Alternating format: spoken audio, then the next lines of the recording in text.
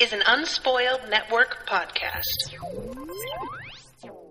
This is Spoil Me, covering The Novice by Trudy Canavan, chapters 11, 12, and 13, brought to you by Ashleigh.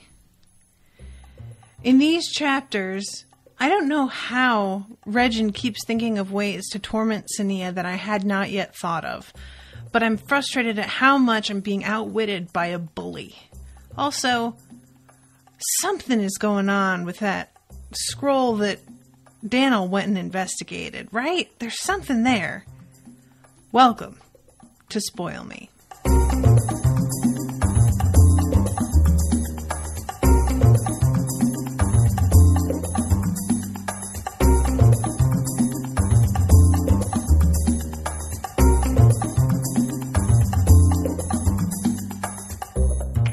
Welcome to the show, everybody. I'm Natasha, and this episode, oh boy, these chapters flew by for me when I was reading them.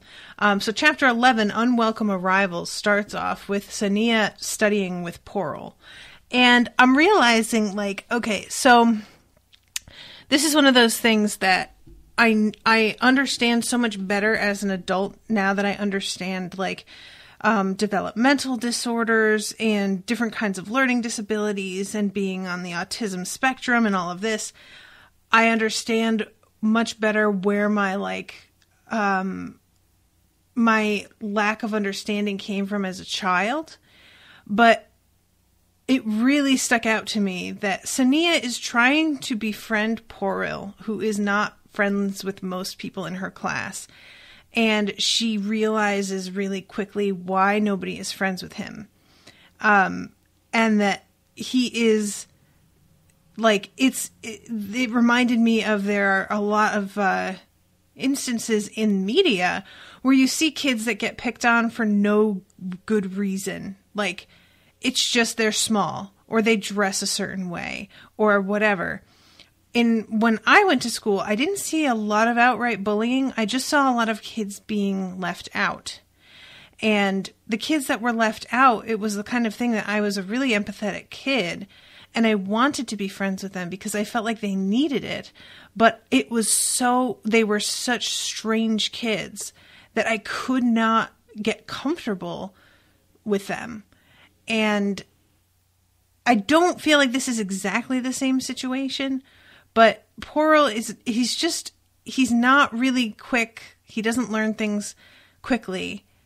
He doesn't have strong magic. And because he doesn't have either one of those things, he has just kind of completely given up. So she's here trying to help him and help herself. And he is not receptive to it at all, even though he does want to be friends. And there is something so frustrating about somebody who wants to be around you but doesn't have the same priorities that you do, because they are kind of they're trying to divert your attention from the things that are a huge priority and that you really care about.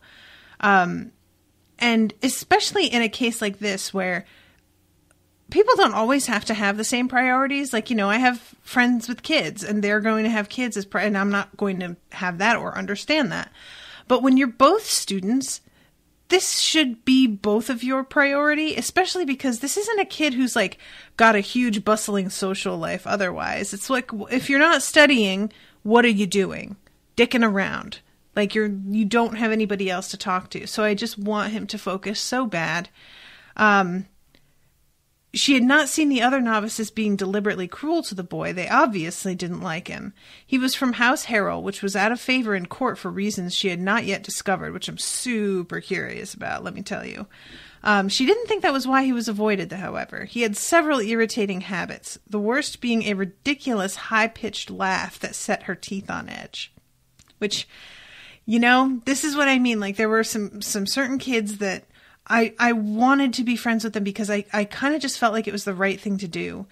And they were so irritating or so strange in certain ways that it felt like I didn't know what I had gotten myself into when I tried to make conversation with them.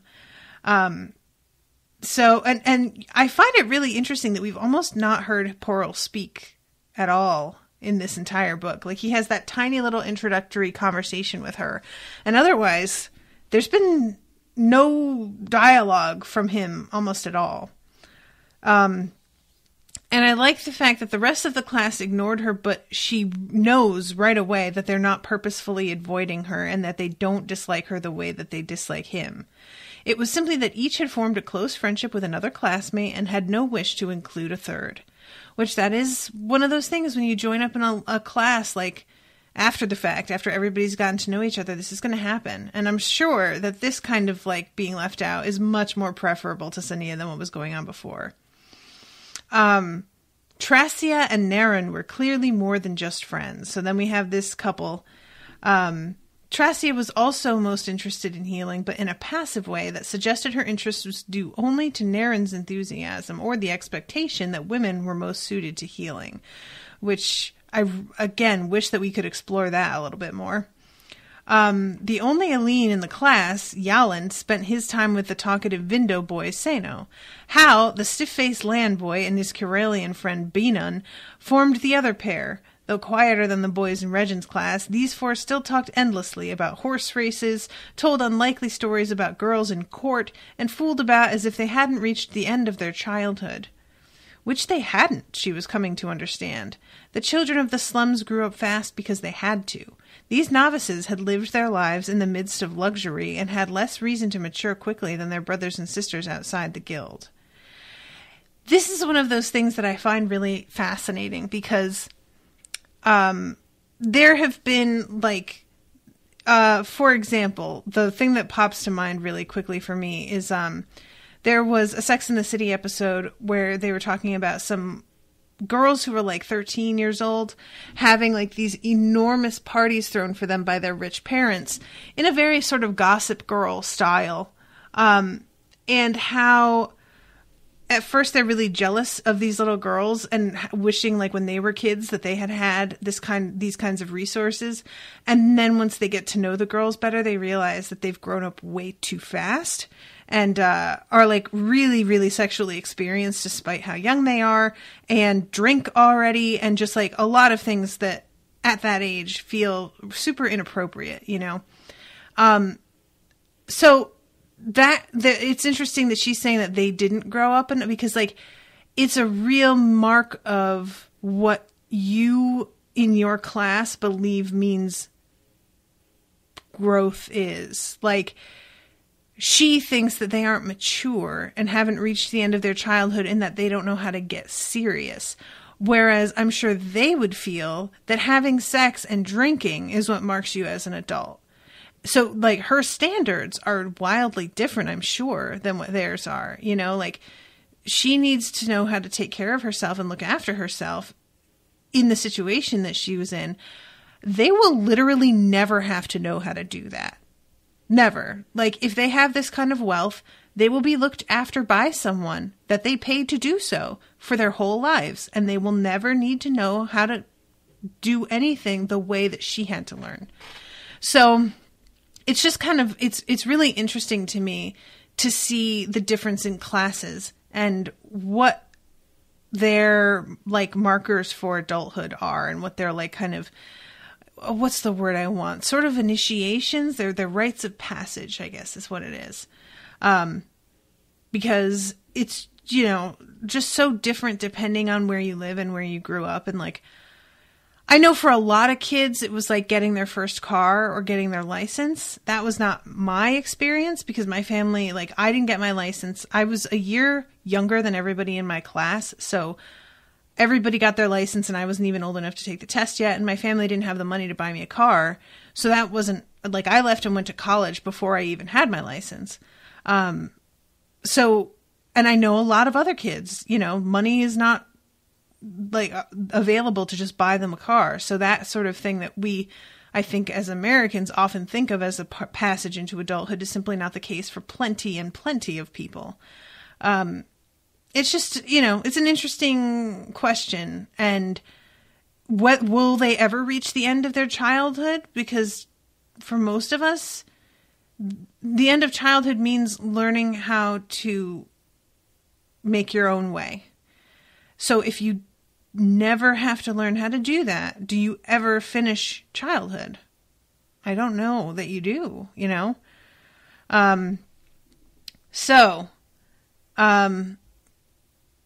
to her surprise and relief, had ignored her since she had left his class. She glimpsed him in the food hall each day and occasionally saw his gang gathering in the corridors before classes, but he didn't attempt to harass her. Even the rumor that had circulated concerning her relationship with Rothan had been forgotten. Teachers no longer eyed her with suspicion, and she rarely heard Rothan's name whispered as she walked down the corridor. So, here comes this thing. Man, this drives me friggin' crazy. Fucking Regin has taken the tests and is being moved to the same class as Sonea. Why did I not see this coming, you guys? I fucking should have. You know what it is? The reason that I didn't see this coming is because I thought for some reason that the fact that she had been at the guild before classes had officially started, being trained under Rothan, basically with a month's head start, I thought that she uniquely qualified to be in that class. I did not think this was something that you could just try to do and see if it worked. So I really think that's mostly why I never even considered this option. However, I should still have thought through whether they'd make an exception for him, because regardless of whether she had a month's lead time, Regin is obviously part of a family that's really influential and could probably get whatever the fuck he wants. So I really should have seen this coming, even if, you know, he wasn't, like, whether somebody is allowed to do something when they're rich is not usually even a factor, you know? So this motherfucker, like, if I had thought about it, her having escaped from him would be enough, I think, to make him want to follow her to wherever she was going. But the fact is that she escaped from him by being more advanced in her studies. And that cannot be borne. Like, that is something that I really understand he wouldn't tolerate. So again, I feel like I should have seen this coming. So let's see. Martin says, it's briefly mentioned at the start that Regin tried to start half a year early too, so he's had magic experience beforehand too. Okay. Yeah, but like, you know, like I said, even if he didn't, it's obvious Regin, as much as I hate him and as much as he uses his intelligence for evil, he is smart. Regin has a brain. He's crafty. So she tries to be like, well, he must have cheated, and then really quickly has to be like, I bet he didn't cheat. Like, he probably started really soon after she did because he like heard through the grapevine what she intended to do. And, I just, you know, I feel like a dum-dum because I really should have seen this coming.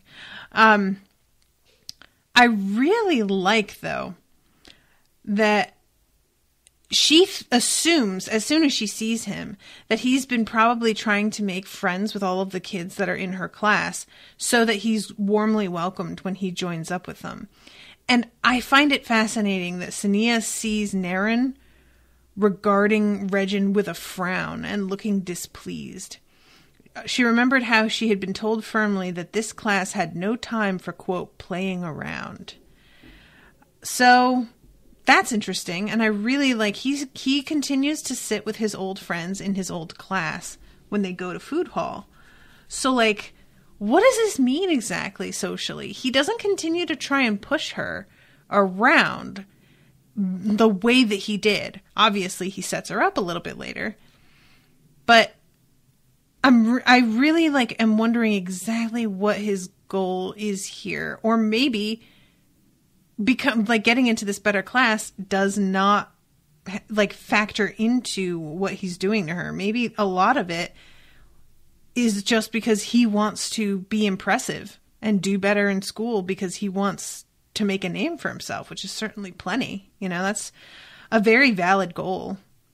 And she thinks about trying to get into the very next class up. That's maybe she can study hard and take the other tests.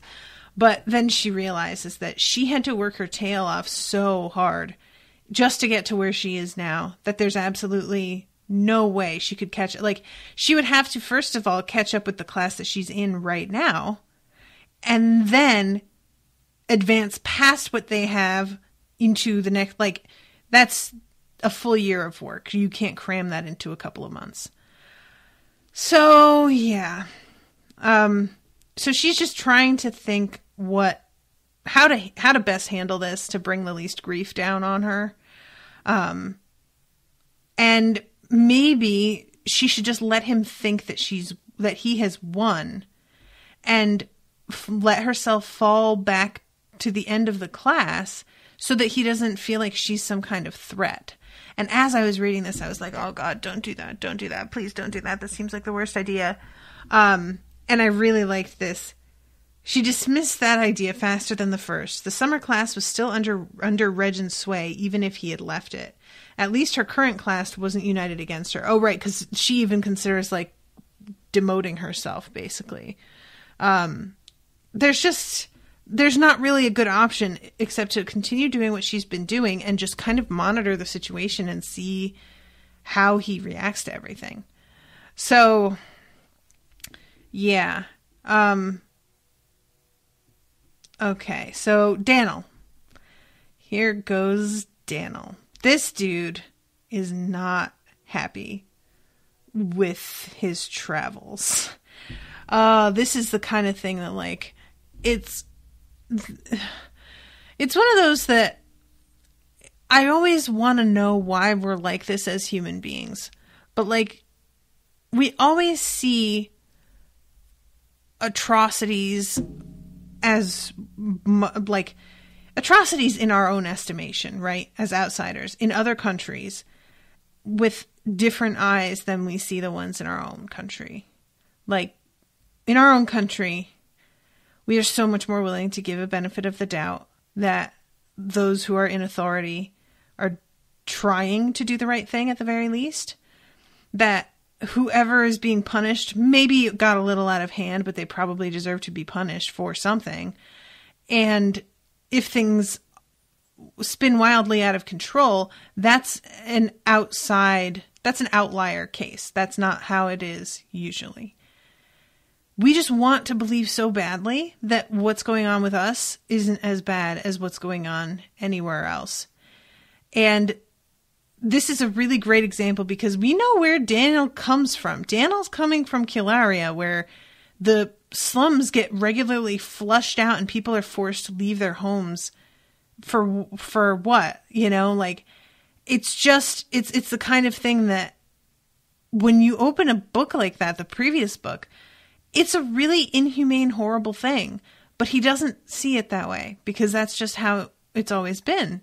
So he comes to, oh my God, the name of this country.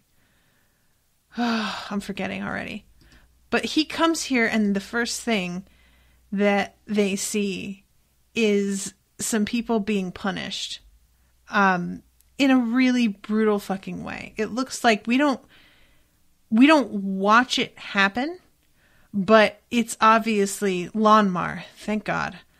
It's obviously going to be either death or whipping or something. Behind her was a man dressed in white, his head shaved and covered in tattoos and holding a whip. Yep, okay. So the woman has shamed her husband and family by inviting another man into her bedroom. This is Judgment Square. And as Dannyl followed the carriers away from the woman, he noticed a young man standing nearby, watching her. The man's dark eyes glittered with moisture, but his face was set rigid. Husband or lover, Dannyl wondered. Yeah, really interesting question, because it's notable that there's not a man tied up there with her. This man has shamed his family with his unnatural lusts. He has earned the ultimate punishment for corrupting the souls and bodies of men. Just as the sun sets and darkness purges the world of sin, only his death may cleanse those souls he has soiled. Despite the heat, Dannyl felt cold spread through his body. The condemned man was slumped against a pole, his expression resigned. The crowd began to shout, their faces twisted in hatred. Dannyl looked away, struggling to hold back a tide of horror and anger. The man was going to be executed for a crime that in Karelia earned only dishonor and shame, and in Eileen, according to Tayend, was no crime at all. Dannyl could not help thinking back to the scandal and rumor that had caused him so much trouble as a novice. He had been accused of the same crime as this man. Proof hadn't mattered. Once the rumor had started, he had been treated as an outcast by both novices and teachers. He shivered as the crowd roared again behind them. If I'd been unlucky enough to be born in Lonmar, this might have been how the matter ended. Which is a really important, realizing how this sort of rumor could potentially be turned into a really deadly weapon, I feel like is a valuable thing to grasp, because it's so alarming to me how much people are willing to believe it. And I shouldn't, when I say people are willing to believe, when I say that, there's a certain condescension to it, as if they have no reason to think these things and yet they do. What idiots. But if you've got somebody like Fergan in place, or like Regin, these are people who are good liars, who understand how minds work, who understand exactly what doubts to place and where to place them. And so you could end up in this kind of situation where somebody just knows exactly what to say and who to say it to, and suddenly you're dead. That's terrifying,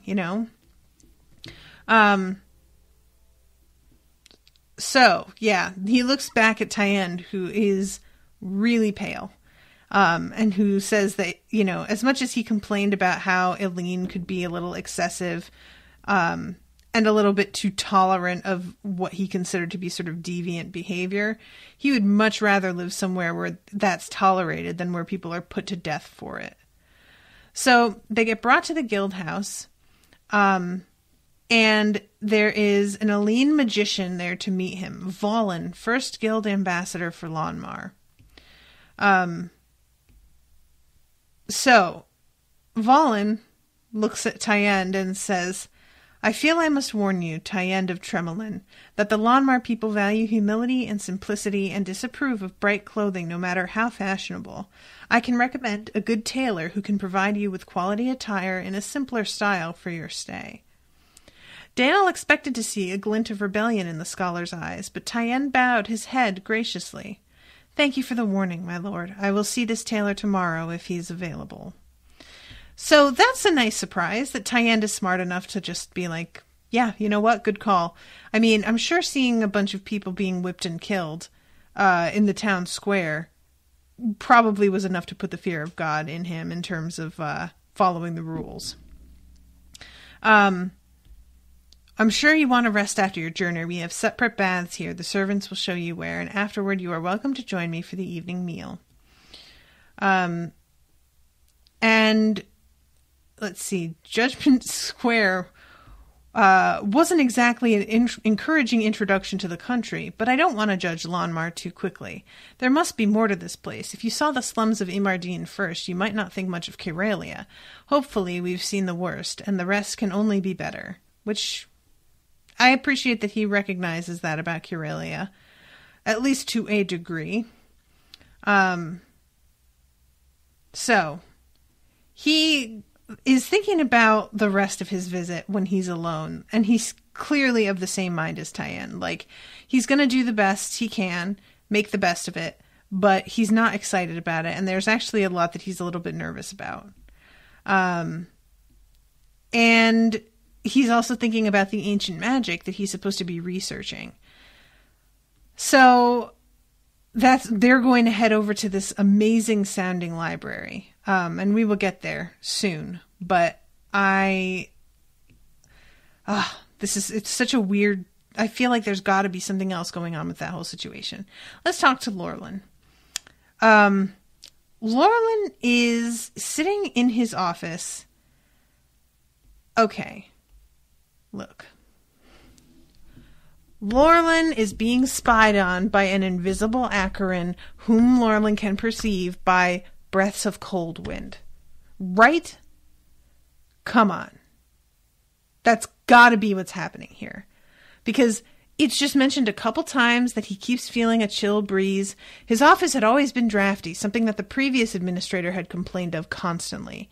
Akkarin is in that motherfucker. Yo, you cannot tell me this. He read that letter over his shoulder, knows exactly what the fuck is going on. There's some magic.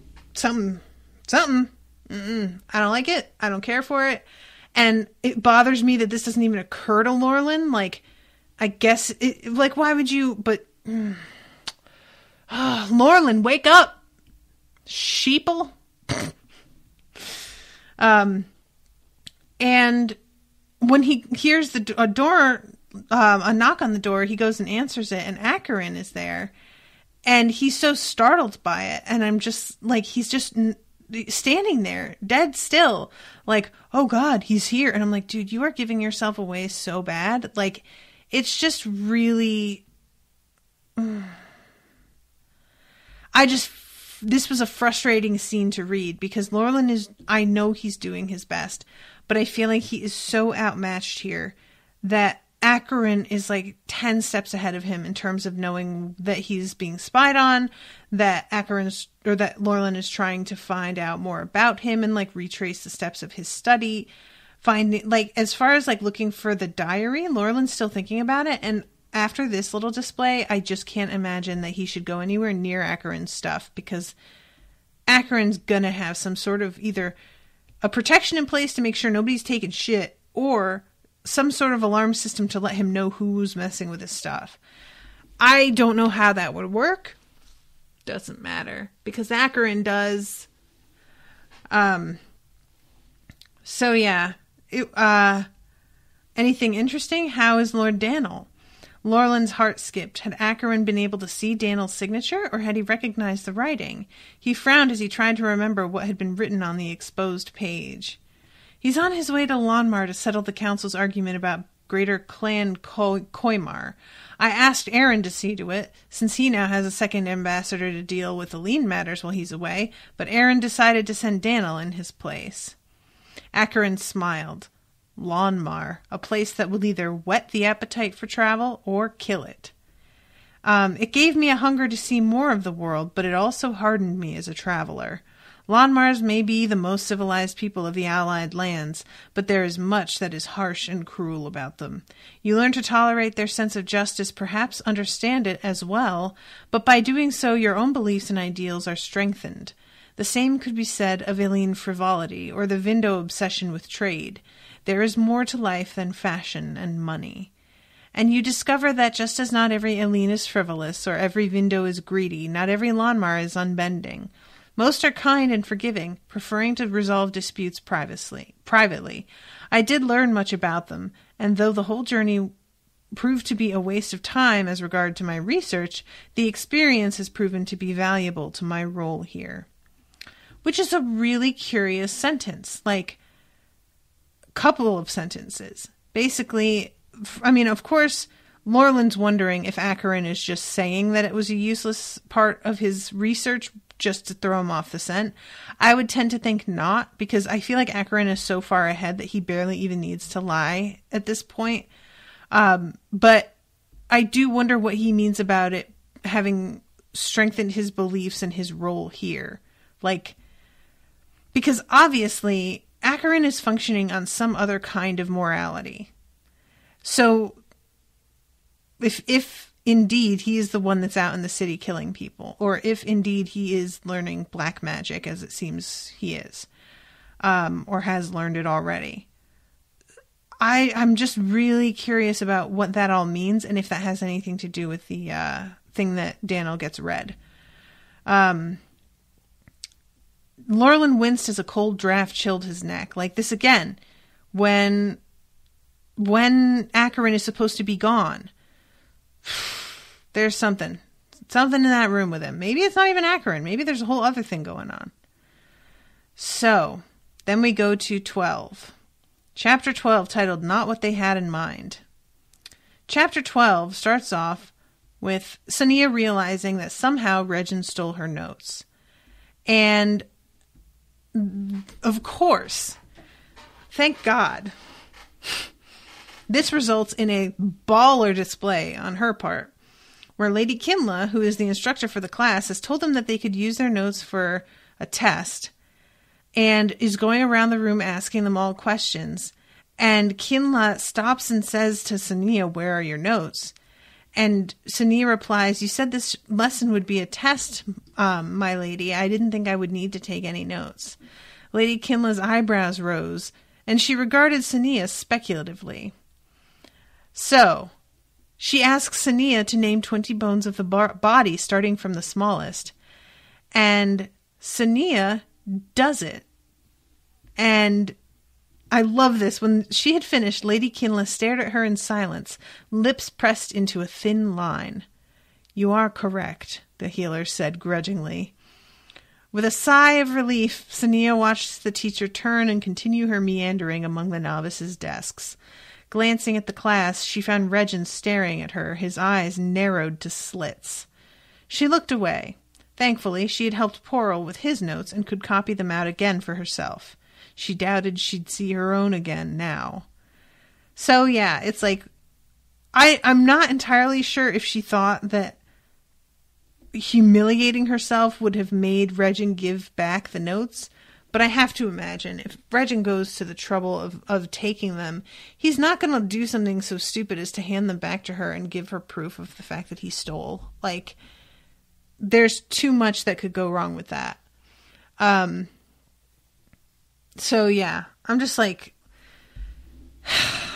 I'm going to just talk about the other thing that happens with Sonea this time. Well, no, I'm not, because I have a bunch of quotes that I wanted to read from that section. So I'm going to go do this according to how it comes up in the book. So then we have Dannyl, who is being sent. It's not the library. It's the Splendid Temple. I forgot about this. And it's quite a trip, actually. It takes a while to get there. And let's see where it is. Oh, the Lonmars were ruled by a council of elders made up of representatives from the greater clans. Each clan funded the training of its own magicians. The centuries-old agreement made between the Lonmars and the Karelian king stated that if a clan should be unable to finance its magicians, the other clans must equally share the cost of supporting them. The guild did not want magicians falling on hard times and turning to unethical uses of magic to survive. Good plan. Not surprisingly, several clans were protesting. From what Ambassador Valen had told Dannyl, however, they only needed to be gently and firmly reminded of the disadvantages of having the agreement annulled, their magicians sent home, and access to guild training withheld, and they would cooperate. Valen played the role of gentle and lean persuader. Dannyl was to be the firm, immovable Karelian. But not today. Hearing that Dannyl's request to the temple had been successful, Ambassador Valen had immediately ordered servants to prepare the guild carriage. While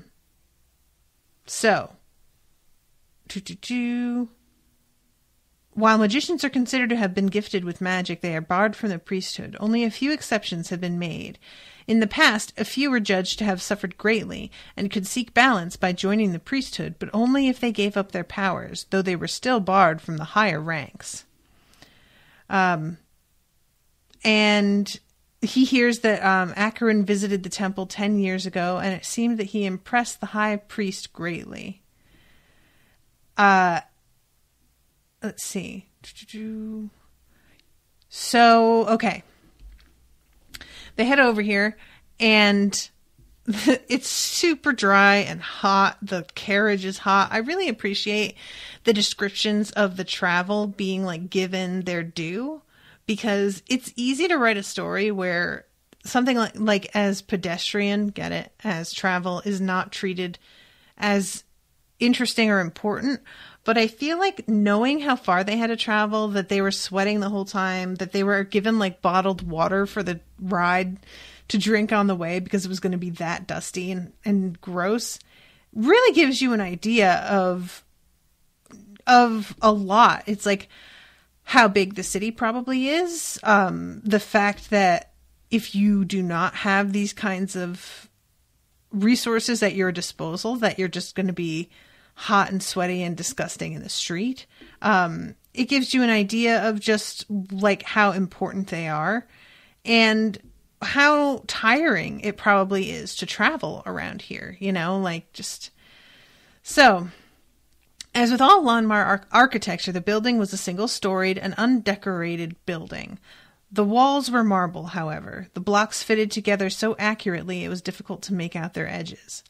Obelisks were set into the face of the building at intervals, each as wide at the base as the building was high, and rising higher than the carriage window allowed him to see, which I find fascinating, like the incorporation of obelisks into the architecture of all of these buildings. Not just this one. It was described earlier. There were some houses that were built like this. I just find really interesting because it's not something you see a lot. The high priest Kasich greets them and asks Dannyl what he's looking for. And he says that he wants to see the Dorgun scrolls. And the priest says, "We do not allow non-believers to read those texts." Oh, Dannyl frowned, disappointed. "This is not good news. I have been led to believe these scrolls were available for viewing and have traveled far to see them." "That is unfortunate indeed." The high priest looked genuinely sympathetic. "Forgive me if I'm wrong, but you've allowed them to be read before, haven't you?" "Your high lord, when he visited 10 years ago, did persuade me to read them to him. He assured me that no one would seek this information again." So finally, Dannyl's like, well, what if I made the same promise that I would never share any of this? And he finally is like, okay, we don't actually hear what this is, but I'm going to read like this section so that you get the same impression that I got. Dannyl followed the high priest to the first of the scrolls and listened as the man began to read. They slowly made their way around the room, Kasich pointing to and examining and explaining diagrams and pictures in the text. When the last scroll had been read, Dannyl sat down on a bench in the center of the room. "Who would have guessed?" he said aloud. "No one at the time," Kasich replied. "I can see why you don't want them read." Kasich chuckled and sat beside Dannyl. "It's no secret to those who entered the priesthood that Dorgun was a trickster who used his meager powers to convince thousands of his holiness. It was what happened later that has deep significance. He began to see there were miracles within his tricks, and that miracles were in fact tricks of the great power. But anyone who read these scrolls would not know that." "Why do you keep these scrolls, then?" "They're all we have of Dorgun. His later works were copied, but this is the only original text that has survived. They were kept and preserved by a family who resisted the Maga religion for centuries." So, in summary, this scroll is the confession of a huge figure of their religious belief, somebody who was considered a sort of a prophet, I would guess, if not outright the god himself, is admitting that he was full of shit for a lot of his life, and many of his miracles and acts of faith were simply tricks and cons, right? Is what I'm getting here. And he says that, like, when I read this to Akkarin, he literally laughed out loud. So I'm curious, like, if Akkarin laughed out loud because he really was entertained at the thought that this guy was like a huge shyster, or if he laughed because like he saw some significance in this that they didn't quite grasp. Yeah, I'm just really, I don't know. I just feel like there's got to be more to this, but who knows? Maybe not. So we jump back to Sonea.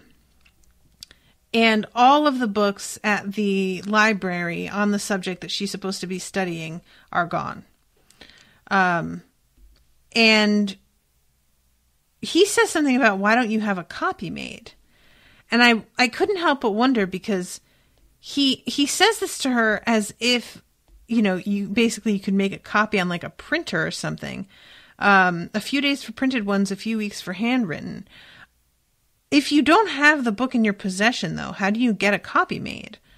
Unless they keep, like, a library. Like, I don't know. I don't really understand how this works, but it's what your allowance is for, remember? And she winced and looked away, and I wondered about that, and it turns out that she's sending her allowance back to her family.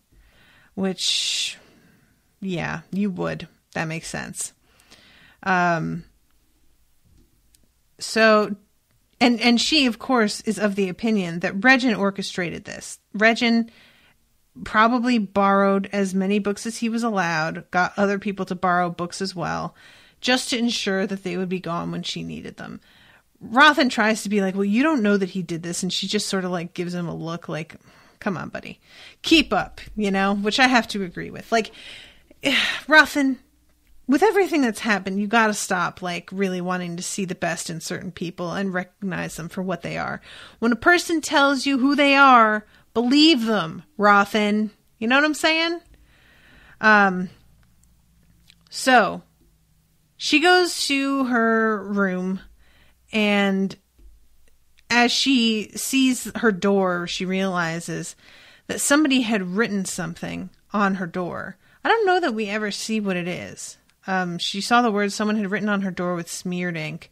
As she did, Regin emerged from the crowd. She braced herself for his mocking words, but he suddenly retreated again as quickly as he had appeared. Guess who is there? Lord Errand. And Lord Errand is super pissed, and he's also really pissed later when she gets in touch with him to find out how to put a protective spell on the door of her dorm room, because he realizes she's asking because someone went into her room and fucked with her stuff. So he just like goes off on everybody and tells them that this is a non-negotiable and you are not allowed to do this. So yeah, Errand is kind of like, as strict as he is, I really enjoy the fact that he's at least as much of a stickler for like being a decent human being as he is for the rules of the class. So he tells her that she has a visitor at this point, and she goes outside, and it's Sari visiting her, which is really sweet, and it makes me acutely aware of what she had said a little, like, I think towards the beginning of this book, that her family had not come to visit her, and they kept making up excuses, but she was pretty sure that they were just, like, weirded out by the idea of coming here, which makes total sense. And her conversation with Sari is really alarming, because this dude is ready to kill Regin or to kill any of Regin's family in retaliation for what he's doing. And it's just kind of like, it's upsetting to see how willing he is to resort to violence here. And she tries to like give him an out a little bit by pretending that he's joking, but he's not it's really clear he's not joking. When she's giving him reasons why Regin would survive everything that he is suggesting they do to hurt Regin, he keeps really thinking about it and really coming up with like legit plans. Yikes, buddy. I do not care for that. What's happening with you, Sari? What have you been doing that all of this seems like a totally reasonable, like, and don't get me wrong, do I want Regin to die? Fuck yes, I hate him. He's the worst. But also, he's a book character. If we were talking about somebody that I didn't like at work and somebody was like, okay, so I figured out how to make her car explode. It'll hardly like take any time at all. I mean, I'd be horrified, and I feel like that's where Sonea is. It's just, not only is it just the wrong thing to do too, but everybody knows that he is her enemy. So if something happens to this kid, obviously everybody's going to be suspecting that it's on her. There's no way that she's getting away with that like taking Regin out of the rotation of people that are making her life difficult is not going to leave an empty spot. Somebody else will step in and take his place because the whole class is full of garbage kids. Will they be as good at it as Regin was? Maybe not, but like this isn't going to end things for her. So, Martin says he's a thief's man now. In that line of work, you have to be prepared to kill and hurt. It's true. And I mean, I guess that's the implication here is that because we know that he was starting down that road doing things, at the end of the last book. So I guess, but it's just like, I just wish that he would think through what and of course he can't really. Sari doesn't know enough about the court.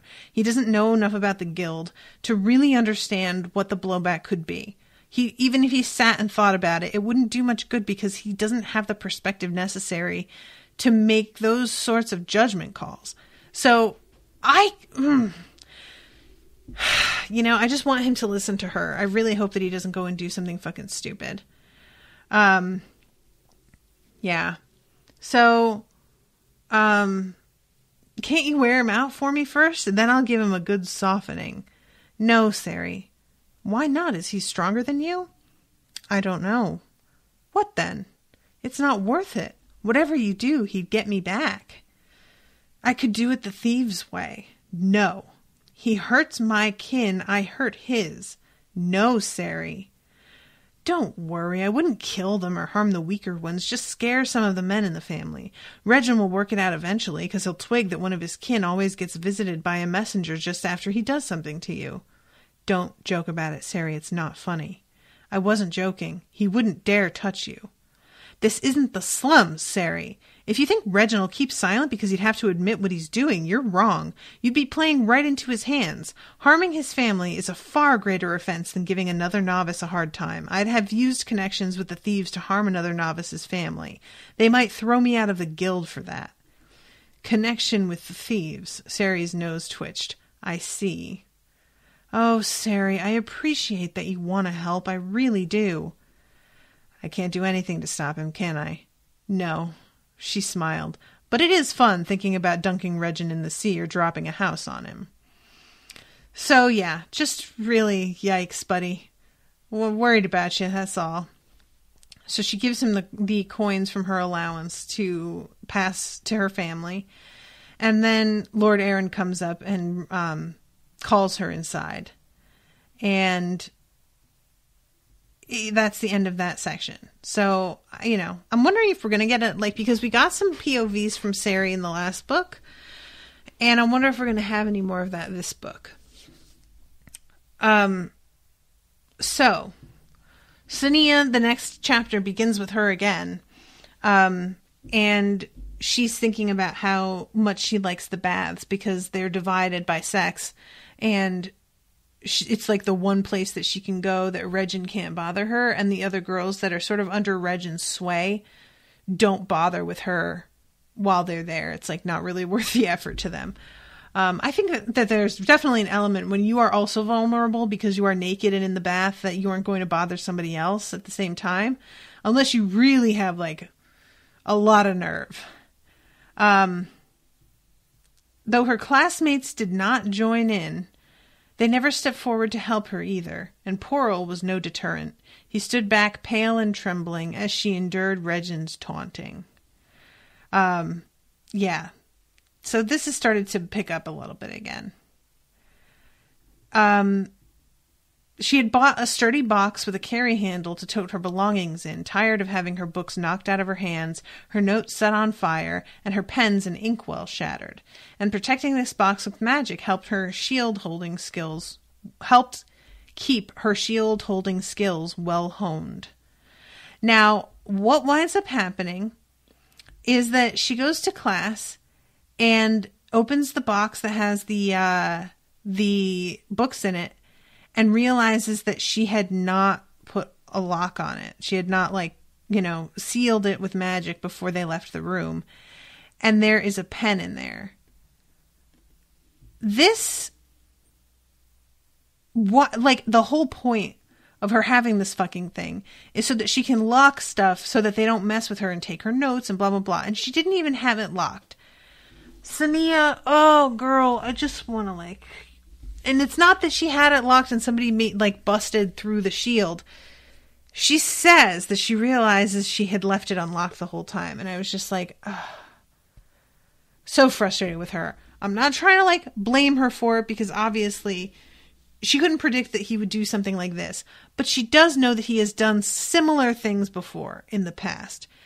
So the fact that, like, that paragraph begins with, she realized belatedly that she had forgotten to put a seal on the box, I was just like, fuck.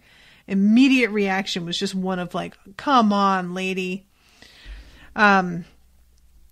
So I'm jumping ahead talking about that, but I just wanted to mention it now because we have this box thing mentioned here.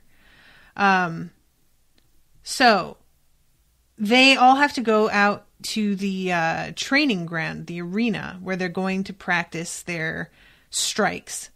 And this is pretty amazing because Sonea seems to be way, way stronger than she thought or than anyone else thought.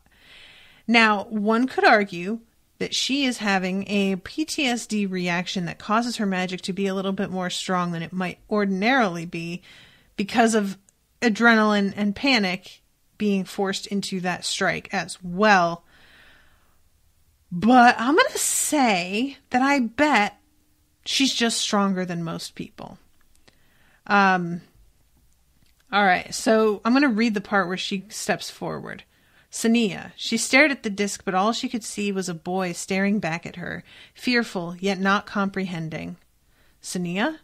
She took a deep breath and pushed the nightmare image away. When I decided I would join the guild, I knew I would have to learn this. These fights are just a game. A dangerous game created so that fighting skills were kept alive in case the allied lands were attacked. Lord Vorel took a step towards her, then stopped it as she lifted a hand. For the first time since her control lessons, she consciously reached to the energy inside her. The other novices shifted impatiently. The image of the boy returned. She needed to replace it with something else, or her nerve would break. As Regin muttered something about being afraid, another figure appeared in her mind's eye, and she smiled. She focused her will and sent out a blast of anger. What passed for a curse among the magicians could be heard over the clear sound of shattering glass. Sonea felt her stomach turn over. Had she missed the disc? Ripples of light curved to the top of the arena's spires and disappeared. The disc was gone. Puzzled, she looked to Lord Vorel, who was rubbing his temples. I did not say you should throw all your strength into it yet, Sonea. That was a combination of fire strike and force strike, I think. I shall restore the target in a moment. Do not strike until I tell you to. So she fucked him up good. Translation, bitch fucked this teacher up. He lost his shield. She broke right through it. The extra magic in the strike went flying up to the top of the arena and got caught in whatever net they've got set up there. And his head is hurting so bad that he can't get the shield up again right away. He needs a second. Yo. That's rad as fuck, and I love it. And finally, it's her turn again, and he's he almost doesn't want to have her do the strike again. And then he finally says, all right, well, let's see if you can do it again. She drew on her power and let it loose. The disc seemed to hold, then it wavered and disappeared. White light arced up and over the arena barrier, causing the novices to duck involuntarily. The air shivered with the sound of it, then all fell silent. Vorel regarded her speculatively. No doubt your age has given you an advantage, he said almost to himself, just as Porel's experience has given him control. He set up the barrier again. Porel, show us a force strike. The boy's strikes were almost invisible. Vorel gestured to the barrier. As you could see, or not see, Porel's strike was economical. There was no excess light or heat. Its potency was directed forward and in no other direction. You will now try to shape your power into force strikes. Regin, you will begin. So this is interesting. She and Porel are some of the better in this fight class, which I don't think that I ever expected Porel to be a good fighter because he just doesn't seem like somebody who would have the confidence. And I would imagine you need confidence to be a good fighter. But maybe not, or maybe he just has confidence in this particular area. I should mention, too, that there's a moment where Regin is about to fuck with Sonea right before this class starts, and the High Lord comes out and sort of stares down Regin until everybody runs away and scatters, which is pretty satisfying. So they get back from this class. She's feeling really good. She did like a good job. And then, of course, the pen gets discovered. And it turns into this whole thing where they're like, did you steal it? And it's like, is it just a pen? Sure. But it's gold. It's like made of gold. So it's a hugely, not only expensive item, but it's obviously a keepsake gift. So the fact that she stole this is really upsetting. But of course she didn't. And Regin setting her up is not something she saw happen. She can't prove it.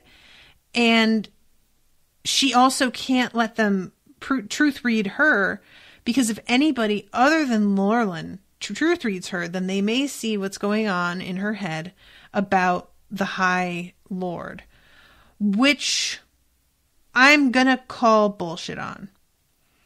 I don't like this development because I feel like it directly refutes the idea that she was taught last book, which is that you can create places in your mind to hide things. So nothing to do with the High Lord has happened again. And we saw that Rothan was able to create a space in his head to hide the memory of his dying wife.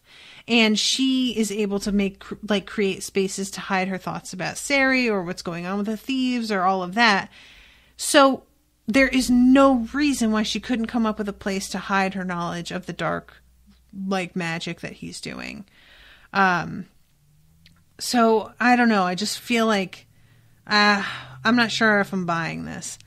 All right. So Jarek's frown deepens. Your novice has been found to be in possession of a pen belonging to her classmate, Naren. Now here goes the most frustrating thing in the entire world. The way that she handles these questions makes me nuts. I opened my box and picked up my notes, and the pen fell out. How did it get in there? She shrugged. I don't know. Jarek stepped forward. You didn't put it there? I don't know. What do you mean? I don't know if I put it there. He frowned. How can you not know? You either put it there or you didn't. She spread her hands. It's possible it was in with my notes when I put them away last night. Jarek shook his head in exasperation, then drew in a deep breath. Did you steal Naren's pen? Sonea frowned. Not deliberately. Having had similar conversations with Sonea himself, Rothan almost smiled. This was no time for wordplay, however. Girl, just say I didn't steal it. Fucking just say it. Oh my God, you're killing me.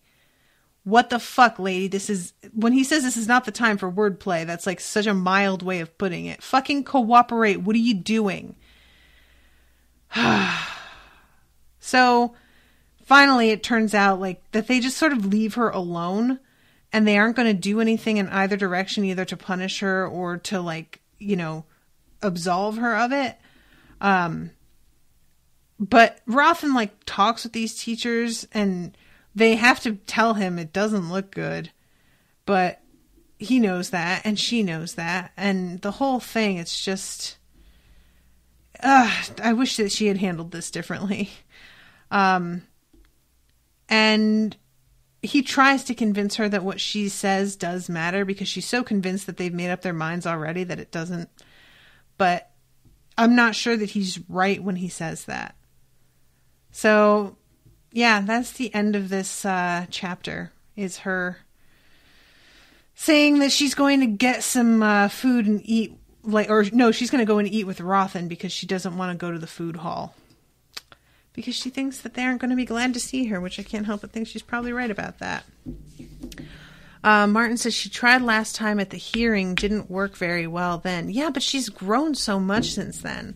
And I feel like if she talked to Rothan and asked to really practice that specifically, she could be okay for a truth read on just something as simple as whether she stole a pen.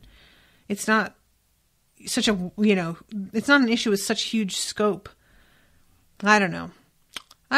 We'll see. All right, guys. Well, I'm going to wrap this up, but thank you again to Ashleigh for commissioning this. Really interested to see what's going to happen next. And thank you, Martin, for being in the chat and for feeding me some information during this. That's very helpful, and I always appreciate that. So, all right, guys. Well, I will see you soon, and till then, toodaloo, motherfuckers.